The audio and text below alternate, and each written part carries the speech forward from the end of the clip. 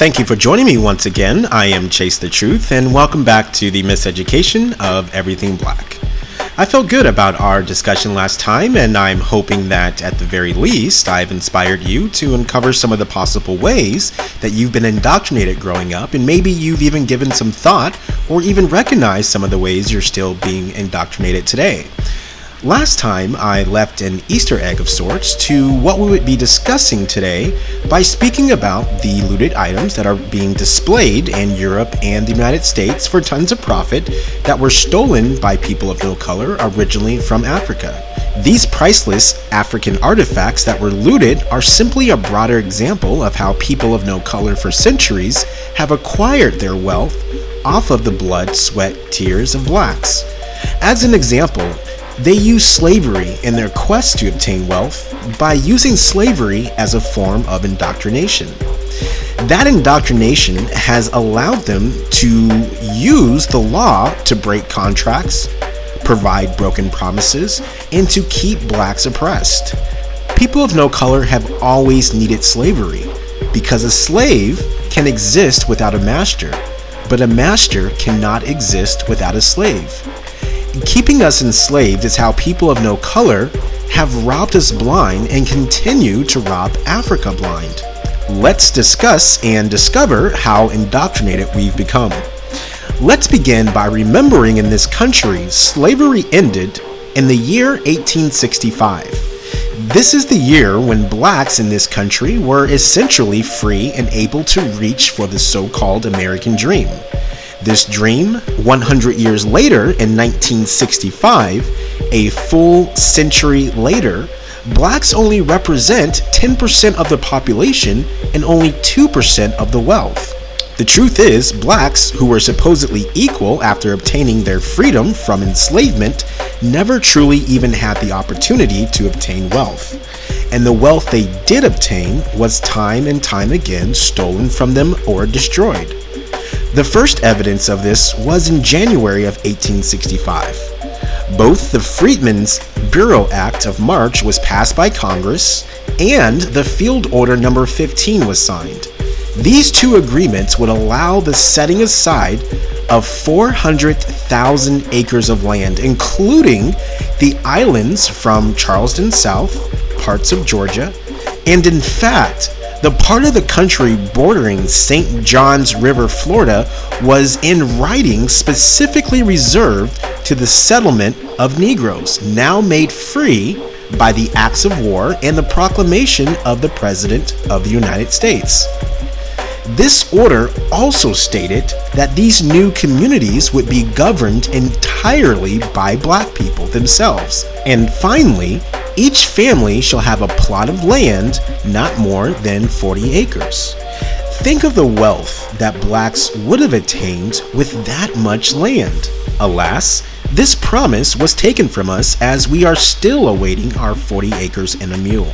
This very same land that was promised to blacks was never honored and simply given back to other people of no color.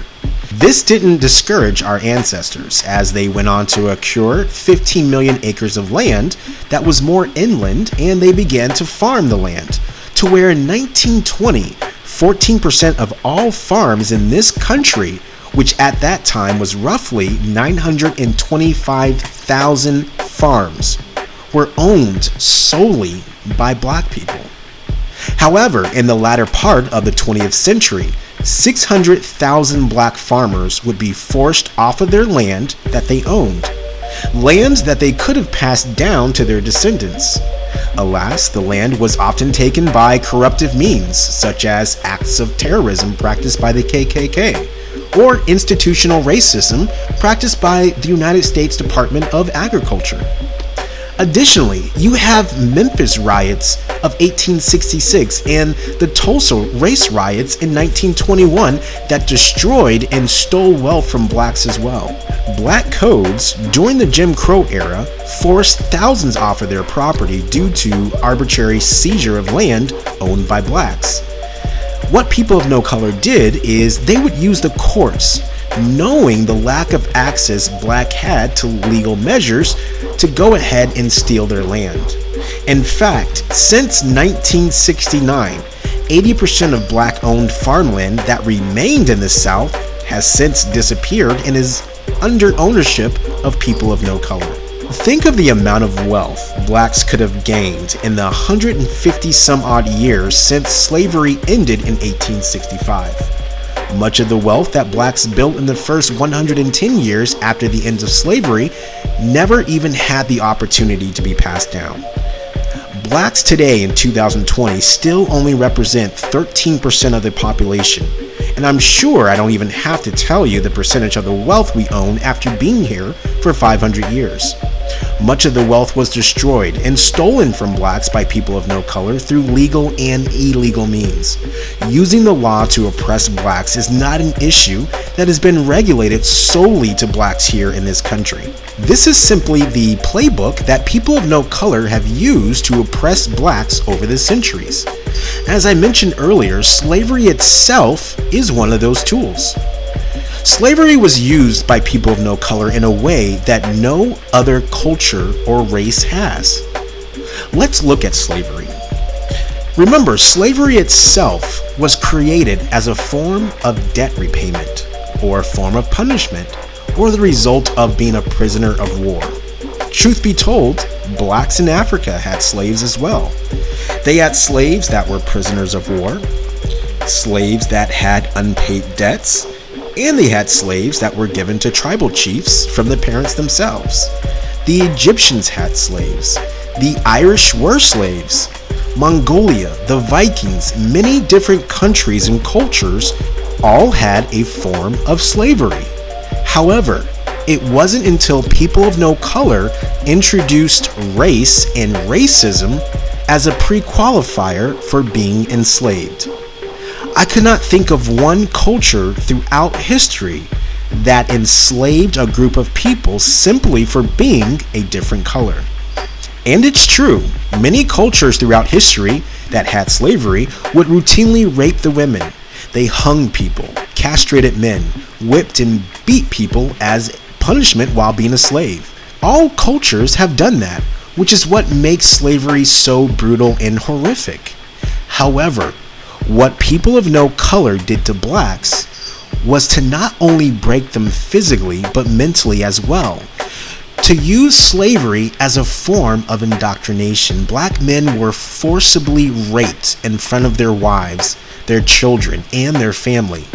People of no color wanted to ensure that they would emasculate the men. There are accounts of many of these men committing suicide as slavery itself wasn't hard enough. People of no color also forced men to perform incest.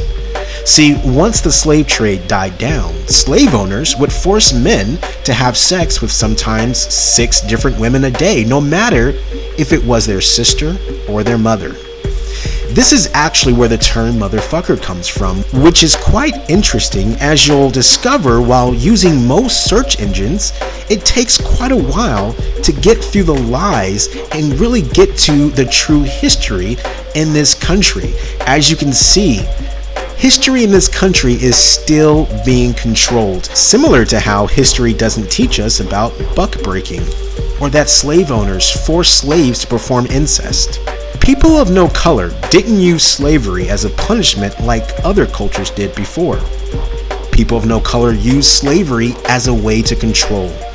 Because ultimately, we weren't slaves like history in this country indoctrinates us to believe. Rather, we were enslaved. People of no color, like Tom Cotton, want you to believe that slavery was a necessary evil. They want you to roll up slavery into a nice little present that it happened and it was bad. Slavery wasn't a necessary evil. Rather, evil people made slavery necessary.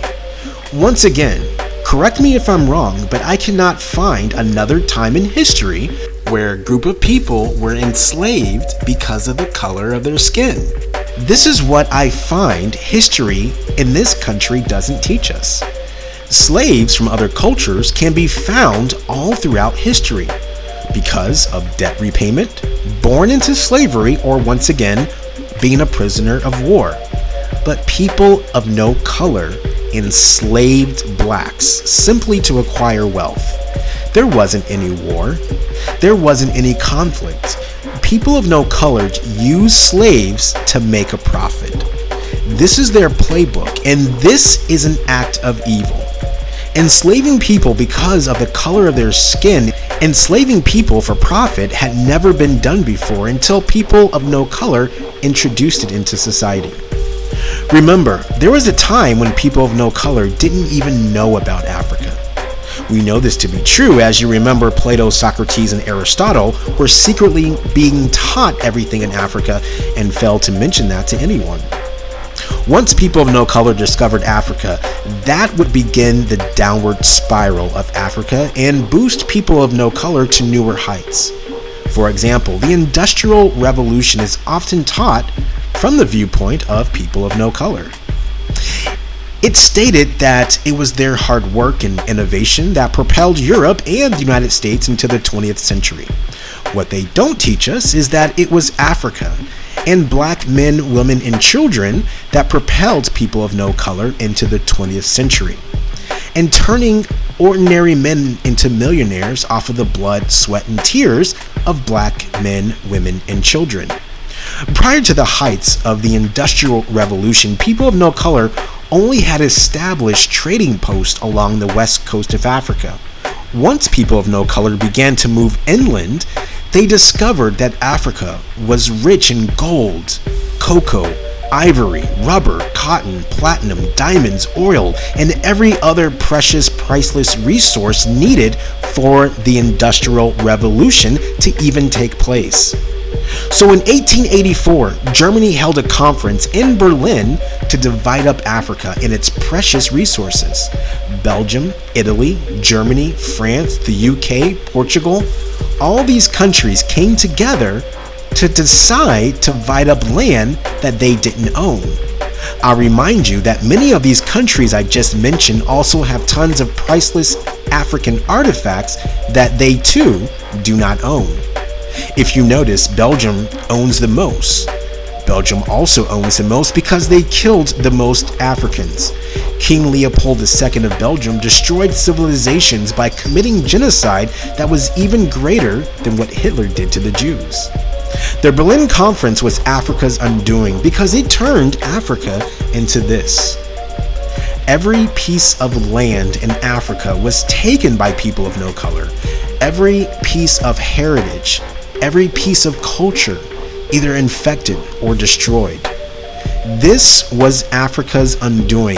This was our people's undoing. And this is the groundwork, the foundation, the framework for their playbook. And really, if you think about it, it's the framework for all of the injustices that are going on today. Today's episode isn't just about looted items. This is more sinister. This is more diabolical. I told you last time I had some things that were going to blow your mind. Well, here's one of them. Take a look at Africa here. It's big, right? The second biggest continent in the world. First, it's Asia, then Africa, then North America, and so on. But take a look at these world maps that were produced here in this country. Look at all these maps. Look how small Africa is. It's almost the size of South America, and North America looks almost as big as Asia. Look how this country wants you to even view the size of where you're from. What's the third part of indoctrination? Control the way people view the world. So going back to the Berlin Conference, as part of this conference, all of the signing countries agreed to abolish and end slavery. Remember, during the 18th and 19th century, Africans were battling against aggressive slave traders that had broken treaties with tribal chiefs. The Africans at first thought that they were getting their freedom that they had known prior to people of no color arriving to their shores. What the Africans got instead were people of no color setting up colonies in their land. The options blacks had were to assimilate or die. I'll remind you that Belgium killed 15 million Africans. So the thought of war was a fear for many Africans. Some once again did fight back, some were successful, and some were not. As colonies were quickly set up, the Berlin Conference drew lines and dividing up Africa that would wind up splitting up families and put enemies in the same area together. All because their land was carved up with no rhyme or reason other than the pure desires of the Europeans. These newfound colonies quickly assimilated the Africans to their way of life, including forcing them to learn their language and adopt to their way of living, including paying taxes with their colonies' money. Now, if you're asking yourself, how were they supposed to pay taxes with money that they didn't even have? Well, I'm sure you can probably already guess the answer. Africans indeed did not have money to pay taxes to these new colonies. And so people of no color said out of the goodness of their hearts, you can work on the land, mine the gold, gather the harvest, dig up the diamonds for us, and this way you can pay off your debt. See, what happened was when slavery was abolished by the signing of the General Act at the Berlin Conference, it effectively transferred Africans from serving one master into serving another.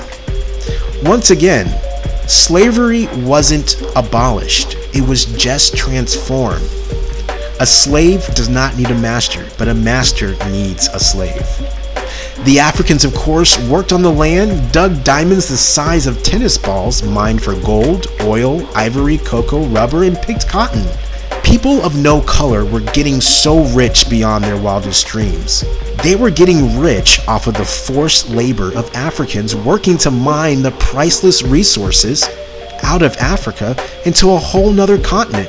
Once again, let's take time to reflect how in nowhere in the history books does it show that slaves, Africans, blacks, once again helped propel the Industrial Revolution. The insane Industrial Revolution that made Europe so prosperous in the early 20th century. Think about how the pneumatic tire was created in 1888. And because King Leopold II controlled the Congo area, he controlled the rubber and single-handedly got rich off of the blood of Africans. The media did discover what King Leopold II had done, and still that wealth was not transferred to Africans. It was not transferred to Congo. It was transferred to Belgium. Slavery and suppression have been ways that people of no color have been able to rob Africa for years. Even think about World War I and World War II. Both wars were started by people of no color. Germany and Austria-Hungary forced their African colonies to fight in the front lines against France, England, and Russia and their African colonies. Meaning, once again, Africans that were once family prior to 1884 were now fighting against each other in a war only 40-some years later. Think about that. Look at this map. Let me remind you. Look at where the German colonies are, right next to the British and French colonies. Front lines and battles weren't just happening in Europe. They were happening in Africa as well. Happening between families that had no idea they were fighting each other or why they were fighting each other. 165,000 Africans died during World War I. They died for a country, for a land, for soil that had never even touched the bottom of their feet. In fact, in World War II, France and England, their dependency on African troops peaked at 500,000 men. They must have forgotten to mention all of this in the history books. Now, after World War II, this is where things become even more diabolical and sinister. Africans start to rebel and want their freedom and independence. Once again, people of no color say okay, but like with everything, there's a catch. People of no color tell the colonies, okay, but you have to use our money since we built your schools, buildings, and such. I'll remind you, 15 million Africans were killed by King Leopold II alone. Gold, diamonds, oil, platinum, rubber, all of these resources taken from Africa. Black people once again ask for their freedom and equality, and people of no color say okay, but for a price. People of no color have already been paid with the blood of Africans and the blacks propelling the Industrial Revolution, turning people of no color into millionaires overnight. They didn't ask for reparations, which they do deserve, they asked for their freedom. Here's an example of the freedom France gave its colonies. 14 French colonies must deposit 85% of their foreign exchange reserve into the Bank of France every year. Every year, France has collected 400 billion euros from shithole countries, as the president of this country has referred to them as. Countries that can barely afford to feed their families are giving 400 billion euros to France every year. 400 billion euros could solve many of Africa's problems. Yet once again, Africans are still enslaved to people of no color. Now, if you noticed earlier, I mentioned there were 14 French colonies. If you remember this map here, there's not 14 here. However, to ensure Africa would be suppressed after obtaining its freedom, its supposed freedom, I should say, Africa was cut into 54 countries. People of no color purposely set up various different governments and colonies that would now be reliant on their former slave masters. Dividing blacks has always been a successful tool the elite have used over the centuries. Splitting Africa into 54 countries ensures that Africa will never speak with one voice. Look once again at Africa prior to their independence.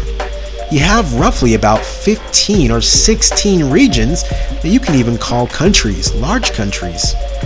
Yet once again, Africa asked for its freedom and it was carved up into this. So you may still be thinking that, well, you know what? Africa's free, they can start over, this is great. You would think that, of course.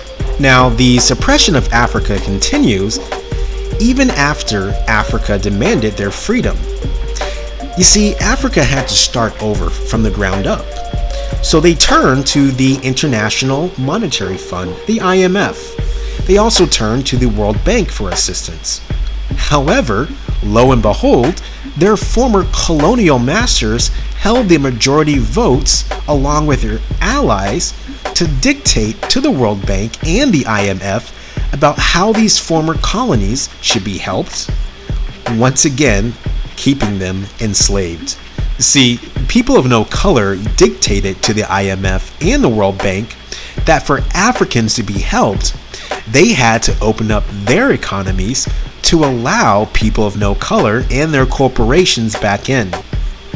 Additionally, African nations had to agree to not charge these corporations income tax, property tax, or usage fees, meaning that these corporations ran by people of no color now had a way to once again access the natural resources and wealth of Africa for no fee, basically for free. These multinational companies that are ran by people of no color that are of European and American origin, these same companies have been mining Africa's gold and diamonds for centuries. They've used the gold and wealth to enrich their economies and once again pass that wealth down to their families. Yet Africans are once again enslaved. Furthermore, the IMF and World Bank connive with people of no color to frustrate the economies of the African nations to keep their currencies low in value. Why is it that 5,000 units of African currency is worth 1 unit of Western currency? Especially when Africa literally has most, if not all, of the gold reserves, which happens to be the #1 resource that determines wealth. Remember this map? Look at all of these natural resources that Africans are basically sitting on. The mineral reserves in the DRC are worth an estimated $24 trillion. So why is more money leaving Africa than coming into Africa every year? How is one country in Africa sitting on $24 trillion, yet sub-Saharan Africa as a continent only represents 2% of the wealth in the global GDP? There's $86 trillion of wealth and Africa owns $1.7 trillion of it. And it's because the looting hasn't stopped. People of no color have continued to steal from Africa. So what is the answer? How do we fix this problem? We've discussed the problems. We know the reason. So what happens now? The answer may shock you. The answer involves the USA and China. Oh yes, you heard that right, the USA and China. We'll discuss this topic and so much more on our next episode. I thank you for joining me once again here on the Miseducation of Everything Black. Make sure you like and subscribe and comment below what you enjoyed on today's episode. I am Chase the Truth, and this is the Miseducation of Everything Black.